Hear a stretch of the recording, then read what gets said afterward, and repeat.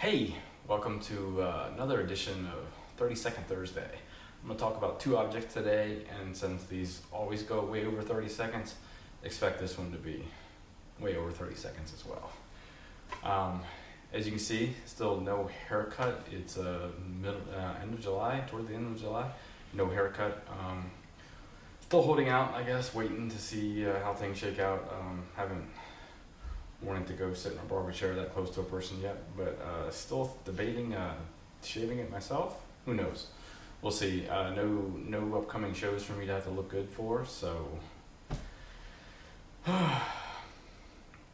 COVID hair, that's what it is.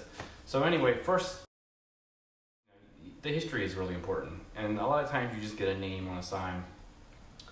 You know, sometimes the name, the occupation, it's kind of hard to figure out where they're from. You know, if you don't have any history with it, you start Googling these things, and you know, if it's John Smith Doctor, 1920s, that could have been a bunch of John Smiths. This is cool though, sort of magic circus related kind of signs. I love this stuff.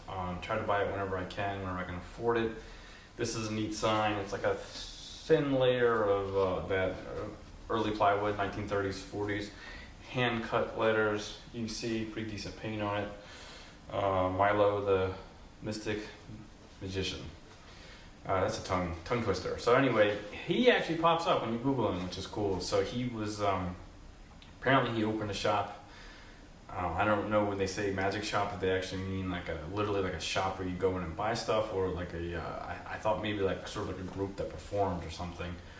But the one thing I found did mention he opened that in 1919. I found a bunch of old, you can find some ads through Google of newspapers and magazines, and so you can find the ads, the classified ads in the back. Some of those are searchable, and you can find ads for him. Like I said, the one article mentioned he was from Ohio, and it talked about him traveling a lot in the 30s and 40s, but first opening this shop up in 1919. I actually found some ads from shows he did in the 30s and 40s. I found one specifically. It was 1943 in Sandusky, Ohio. Like I said, the one article mentioned he was from Canton, Ohio. Canton. I don't know, wherever the NFL plays the Hall of Fame game. But it's pretty cool. I actually, like I said, it's a neat sign. It's got good surface and whatever it is, plywood. That seems to be a death sentence for a lot of people when it comes to signs. But I mean, if you only want a sign from the 17 or 1800s, then yeah, you don't want plywood. But if you're interested in folky kind of homemade stuff from the 30s and 40s of 20th century, then you know, plywood, you're going to find them in plywood. This is cool because I also got his magic wand. You know, worst case scenario, if the antiques doesn't work out, I might just take this up and start traveling and performing shows. You never know. That seems like a equally hard living as selling antiques, but who knows? That could be fun too.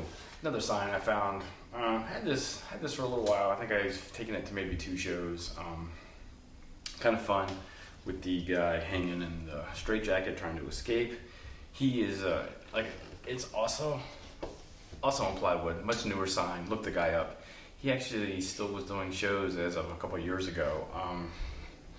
This appears to be from the 80s, maybe early 90s.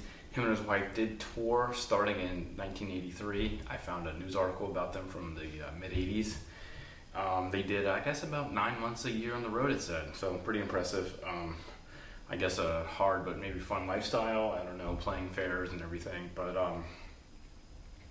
sign's kind of cool, nice graphics and stuff. Like I said, not very old. But we do know where the people are from. They were from Lebanon, Pennsylvania. Good idea of when it was made and everything like that. So that's always nice. Adds to the value a little bit. Of course, it's graphics, it's age, it's location, it's you know, desirability, all that kind of stuff adds into the value. But a little bit of history, always nice. And it's hard to find circus and magic stuff, especially if you're looking for really antique stuff. You don't find much from the 1800s or earlier, or even early 1900s. It's hard to find. So you gotta settle for stuff from the 40s, 50s, even up to 80s or 90s. Signs on plywood, as long as they look nice, they're worth buying too. Anyway, I hope you enjoyed this video and a little bit of insight into the type of signs I like to buy and sell, and what I find interesting about them. Hopefully you do too, and thanks for watching.